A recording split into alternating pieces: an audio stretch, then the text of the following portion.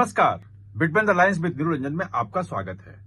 आज हम बात करेंगे जो ये 30 दिन तक जेल में रहने के बाद प्रधानमंत्री, मुख्यमंत्री से लेकर मंत्री तक कोई भी हो, वो 31वें दिन अगर रिजाइन नहीं करता है तो स्वतः उसका पद समाप्त हो जाएगा।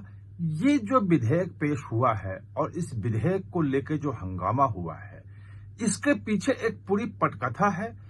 कैबिनेट की बैठक थी, कैबिनेट की बैठक में क्या क्या हुआ, प्रधानमंत्री ने क्या कहा और कैसे एक पूरे का पूरा चक्रव्यूह रचा गया जिसमें पूरा विपक्ष फंस गया। विपक्ष को लग रहा है कि वो हंगामा करके इस विधेयक को रोक लेगा, इस विधेयक को नहीं पेश करने देगा। विधेयक पेश भी हो गया, हंगामा भी हुआ, लेकिन पूरा का पूरा एक नैरेटिव कैसे खड़ा किया जाए और कैसे विपक्ष को इसमें फंसाया जाए, इसकी पूरी रणनीति प्रधानमंत्री ने खुद तय कर दी और कैबिनेट की बैठक में तय कर दी। क्या क्या हुआ था ये सब हम समझने की कोशिश करें और इसका इम्पैक्ट जो है वो आने वाले विधानसभा चुनाव में 5 राज्यों में विधानसभा चुनाव होने हैं। बिहार में हो जाएगा नवंबर में और मार्च, अप्रैल, मई में जो है वो आसाम, पश्चिम बंगाल, पुडुचेरी, तमिलनाडु और केरल में होना है। वहां पे ये कैसे इम्पैक्ट करेगा, इसकी टाइमिंग कितनी सही है, ये भी समझना जरूरी है, क्योंकि पॉलिटिक्स में बिना टाइमिंग के, बिना उद्देश्य के कुछ नहीं होता है। हवा में कुछ नहीं होता, सब कुछ का टाइमिंग, सब कुछ का उद्देश्य होता है और ये प्रधानमंत्री मोदी ने खुद तय किया कैबिनेट की बैठक में। तो दरअसल ये जो पूरा प्रपोजल था, ये प्रपोजल गृह मंत्री अमित शाह ने बनाई।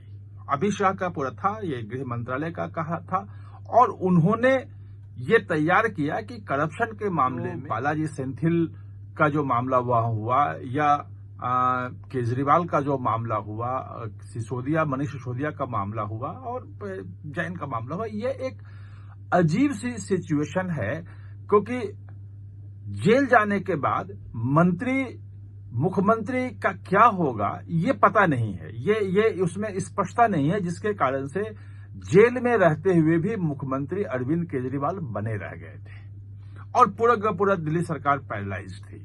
तो ये जो एम्बिग्यूटी है, जो अस्पष्टता है संविधान में, इसको दूर करने के लिए अमित शाह ने एक पूरा का पूरा प्रपोजल बनाया कि ये हो जाए, जमानत मिलने के बाद भले आप दोबारा मुख्यमंत्री बन जाओ, दोबारा मंत्री बन जाओ, उससे कोई समस्या नहीं, लेकिन जेल में रहते हुए 30 दिन ज्यादा अगर जेल में रह गए तो आप मुख्यमंत्री या मंत्री नहीं रह सकते हैं। ये प्रपोजल कैबिनेट के सामने आया और कैबिनेट के सामने जैसे आया और उस प्रपोजल को बताया अमित शाह ने, उसका डिटेल से समझाया कि क्या क्या प्रपोजल है, कैसे है और इसकी क्या जरूरत है। चूंकि अमित शाह बोल रहे थे तो तमाम जितने भी मंत्री थे वो वहां पे बैठे हुए कैबिनेट के, वो सबने कहा कि बहुत बढ़िया और इसको तो हमें करना ही चाहिए। इसमें प्रधानमंत्री ने इंटरवीन किया यहाँ पे और प्रधानमंत्री ने कहा कि भाई इसमें आप मुख्यमंत्रियों को तो शामिल कर रहे हो, मंत्रियों को भी शामिल करो, में केंद्र सरकार के मंत्री भी होंगे, राज्यों के मंत्री भी होंगे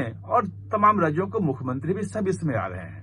जो केंद्र शासित प्रदेश है खासतौर पे जहां पे मंत्री मुख्यमंत्री होते हैं, पुडुचेरी और दिल्ली, वो भी शामिल है और जो जम्मू कश्मीर है केंद्र शासित प्रदेश, उसका अलग से एक बिल 2019 का जो आया था, जम्मू कश्मीर स्टेट रीऑर्गेनाइजेशन जो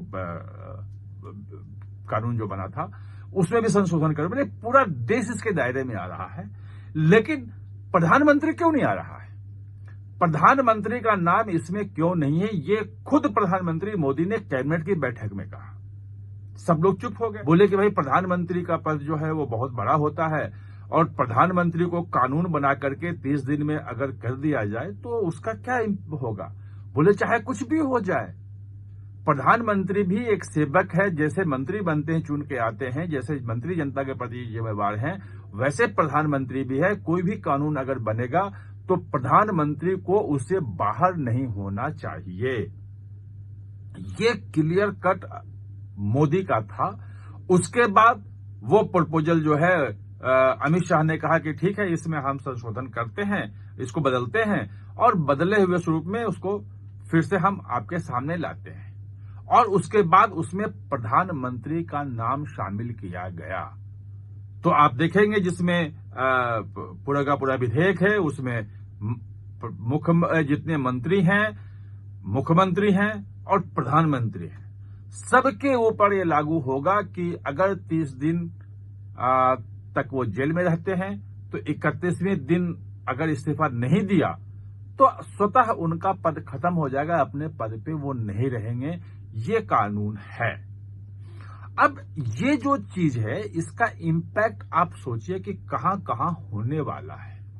विपक्ष तो विरोध कर रहा था, कल सबने विरोध किया, सबने जितना भी चीजें थी आपको मैंने पहले वीडियो में पूरा समझाया वो। लेकिन अब जो संयुक्त समिति बन रही है पार्लियामेंट की, उसमें अगले 3 महीने तक उसकी बैठकें होंगी और उसमें विपक्ष भी इसी ढंग से विरोध करेगा। और जब जब विरोध करेगा तब तक ये खबर छपेगी, और ये खबर छपेगी कि सरकार जो है, भाजपा की सरकार, मोदी सरकार, जो भ्रष्ट अधिकारी हैं, भ्रष्ट मंत्री हैं, भ्रष्ट मुख्यमंत्री हैं, भ्रष्ट प्रधानमंत्री भी अगर होते हैं तो उसको 30 दिन जेल रहने पे उसको सजा करना चाहती है कि वो अपने पद पे न रहें।